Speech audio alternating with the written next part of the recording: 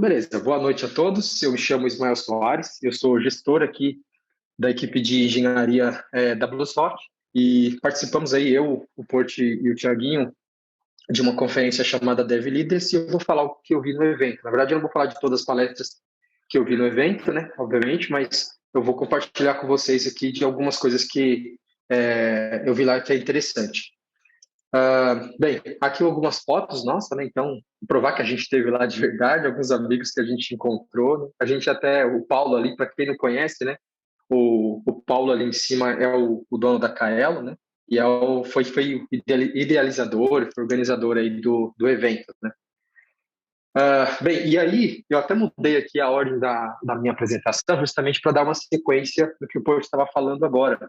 E aí vou falar dessa palestra aqui do Maurício Linhares.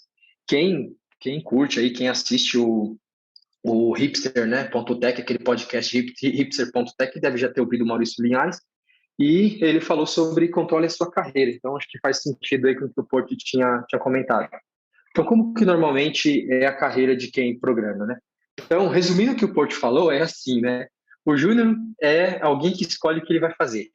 Alguém decide para o júnior o que ele vai fazer. O pleno, você já escolhe o que vai fazer. E o sênior tem que descobrir o que fazer, né? É o resumo do que o Porto falou aqui. E a sua carreira ela vai acontecer de qualquer jeito, tá? Você planejando ou não, ela vai acontecer.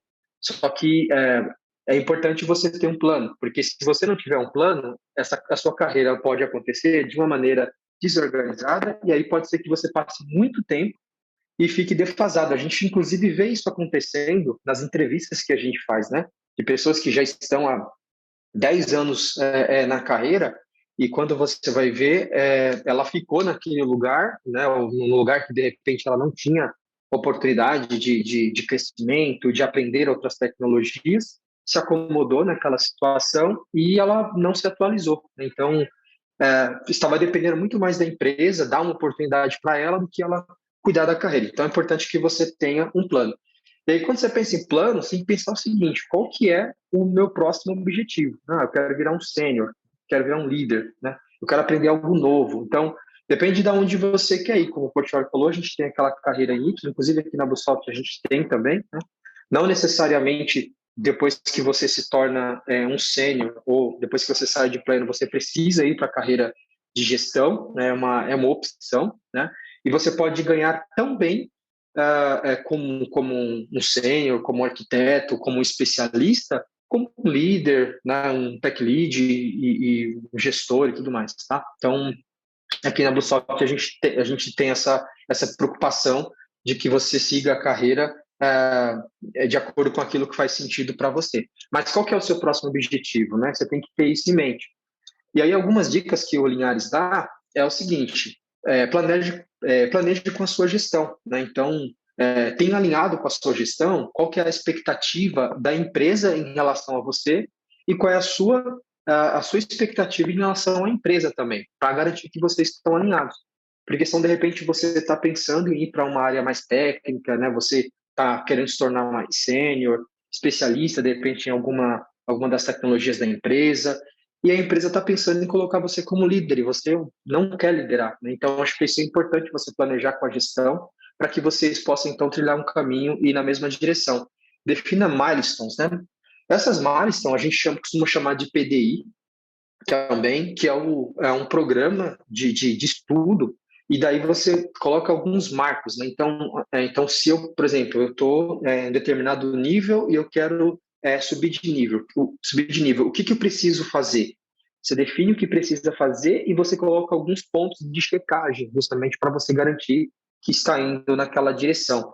Isso para que você não estude apenas por estudar, mas você estude caminhando para um objetivo, né? E de tempo em tempo você tenha o compromisso de revisar aquele plano, de ver se você está seguindo aquele plano.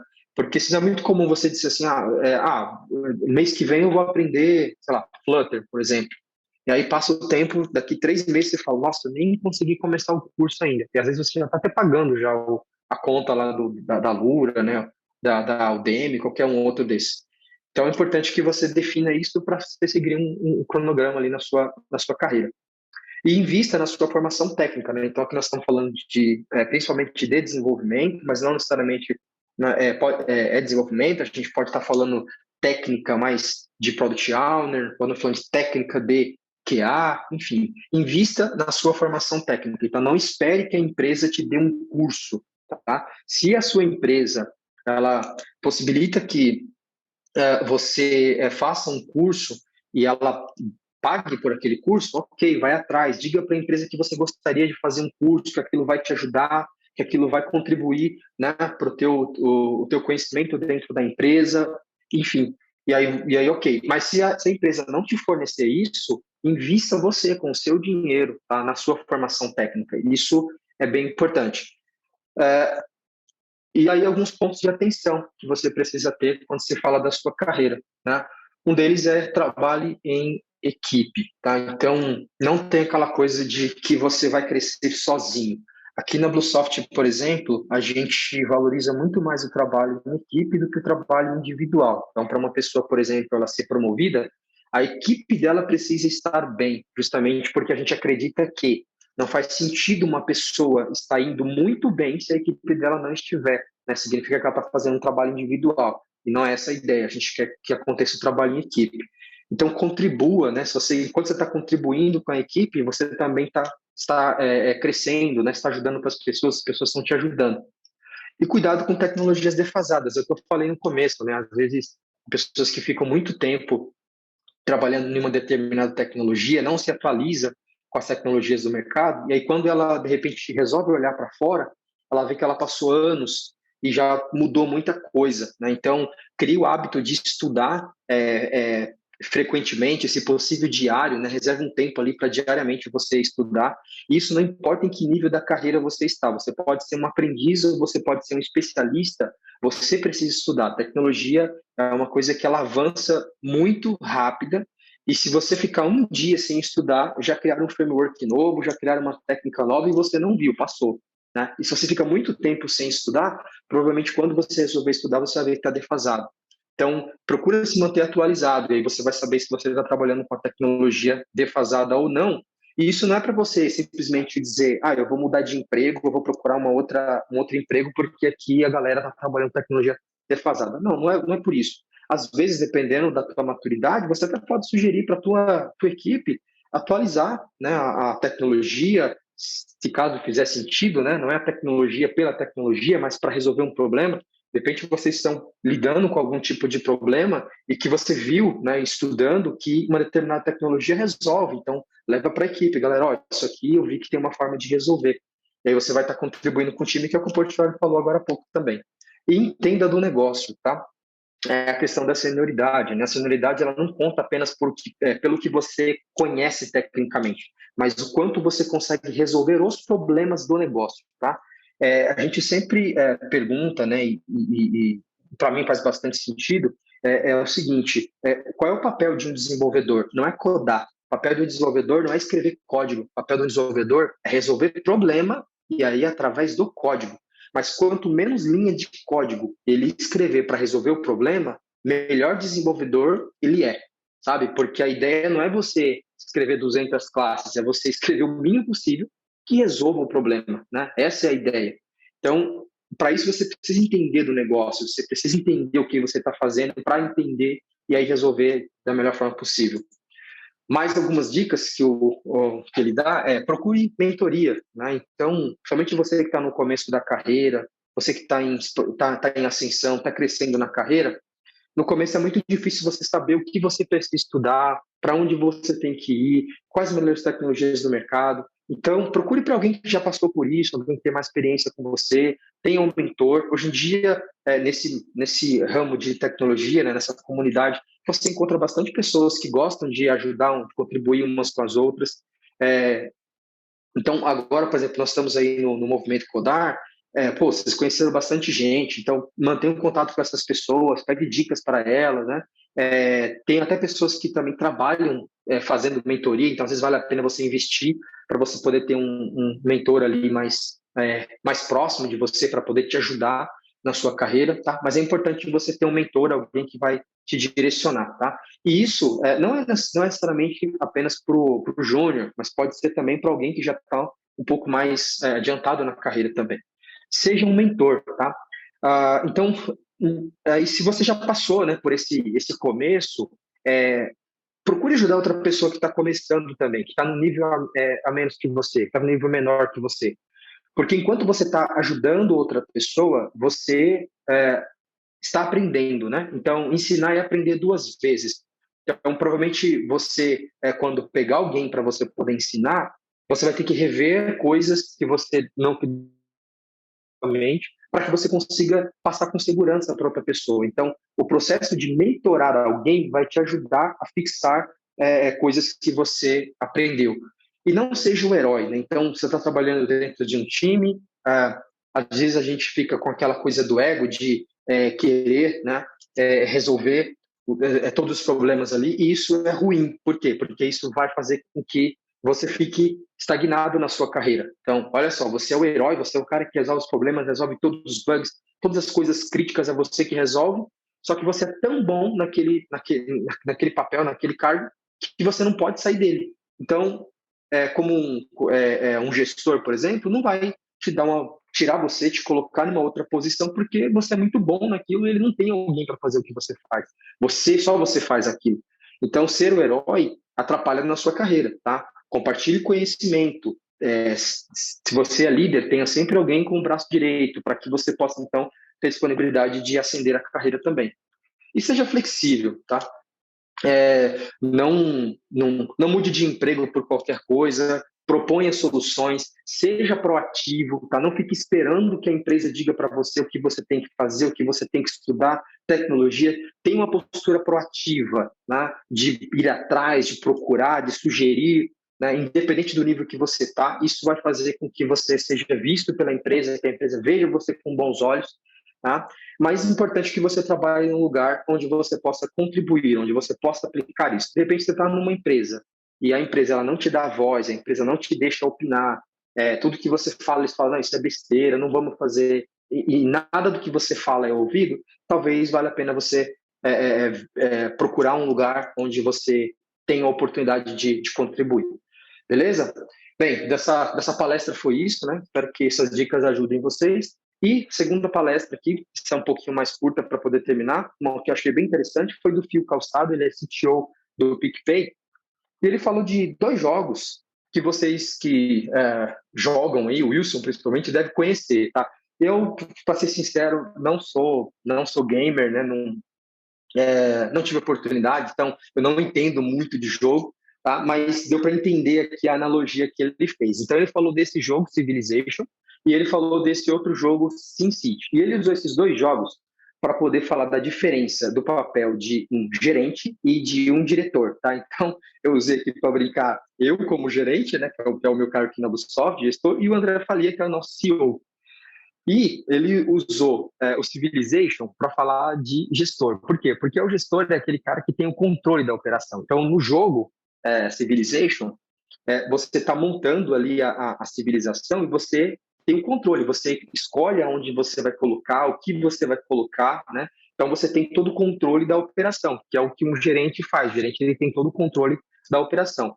Enquanto um papel de diretor, ele compara com o SimCity, que é onde você define o crescimento, mas você não controla como ele vai acontecer, né? Então, lá no SimCity, no jogo, pelo que eu entendi ele explicando, você meio que define algumas coisas ali e o jogo sozinho vai criando. Então, ele vai criando ali a escola, vai criando os prédios, vai criando as casas, ele meio que vai surgindo as coisas ali no jogo, né? Então, é isso mais ou menos que o diretor faz. Ele define para onde a gente está indo, mas ele não controla como a gente vai chegar lá, né?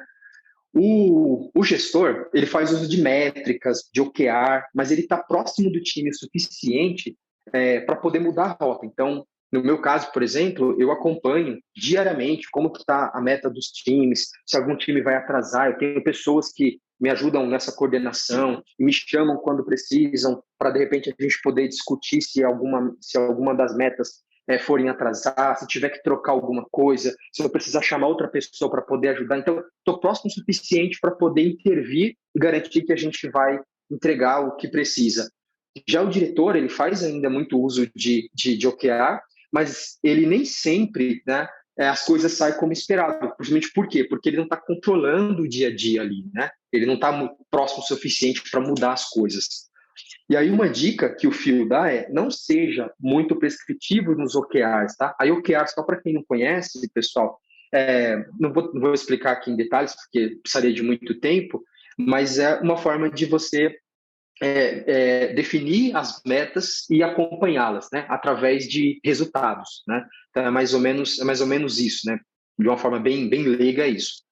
E aí a ideia é que você define então essas metas, mas não defina elas de forma muito prescritiva. Você define o que você quer, delimite ali o território e você deixe o time definir como vai fazer aquilo, né? Isso acontece na Bluesoft. Então, o André ele estabelece, olha, nós precisamos crescer X% no ano que vem. Olha, precisamos avançar para tal ramo de atividade. Só que ele não diz como a gente vai fazer isso. Isso aí cada time vai pegar essas metas da empresa e vai dizer, tá bom, como que eu faço então para que a empresa cresça tantos por cento? Como que eu faço então para que a empresa consiga atingir né, ir para esse outro mercado, tá? E aí a gente define os nossos OKR, porque eu estou próximo o suficiente do time para entender o que nós precisamos fazer para chegar naquele resultado. E aí ele diz também pro diretor que ele precisa ter uma lista de projetos para ele poder acompanhar com prioridade. Por quê? Porque é tanta coisa acontecendo dentro da companhia que ele não tem mais como acompanhar tudo. Então, ele precisa ter uma listinha de projetos com prioridade para ele poder, de vez em quando, olhar e ver como é que está a situação daqueles projetos. Ele também define uma pessoa responsável ali, né, com papel de responsável por aquele projeto, né? E aí ele define também um charter, seria um quadro, né, com o propósito daquele projeto, né? Então ele tem ali bem claro qual é o propósito daquele projeto, quem é responsável, quem que ele tem que procurar, qual status que está, para ele poder ter algum tipo de controle das coisas que são mais importantes. Fazer uma revisão periódica, né, para poder decidir se vai avançar, se vai cancelar, se vai mudar, e tratar os projetos como se fosse um backlog ali, né? Então ter uma listinha ali de backlog para os projetos. Como saber, né, da implementação? Então, já que o diretor ele não consegue estar próximo o suficiente para ele saber como que as coisas vão ser implementadas, como que ele faz para saber? Aí ele usa a ideia do jogo lá, do SimCity, que é você posicionar as polícias, os bombeiros e os hospitais, né? Então, isso assim, você não é a última pessoa que decide. Você usa as pessoas que estão mais perto para tomar a decisão. Então, ao invés de deixar o diretor tomar a decisão, delega para que as pessoas que estão participando, no caso, os gestores, tenham poder suficiente para tomar decisões, que são as polícias, os bombeiros, os hospitais, né? Aquelas pessoas que vão resolver o problema no dia a dia.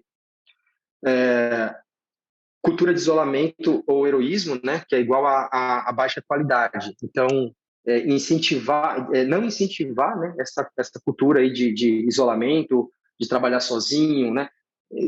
Incentivar mais o trabalho em equipe, instituir também aqui um RFC focado em feedback, mas as pessoas dando feedback, né, para poder melhorar a qualidade. RFC é um documento também do projeto, tá? E incentive desenvolvedores a discutir ideias, tá? Então, quanto mais pessoas estiverem discutindo ideias, a chance de chegar numa solução melhor é maior do que você tomar a decisão sozinho ou colocar uma pessoa para tomar a decisão. Se o time for grande demais, aí se considera ter outros níveis ali abaixo, né, para poder te ajudar na gestão do time. Beleza, pessoal? Bem, é isso. Muito obrigado. Aqui estão as minhas redes sociais. Se quiserem contato comigo, obrigado.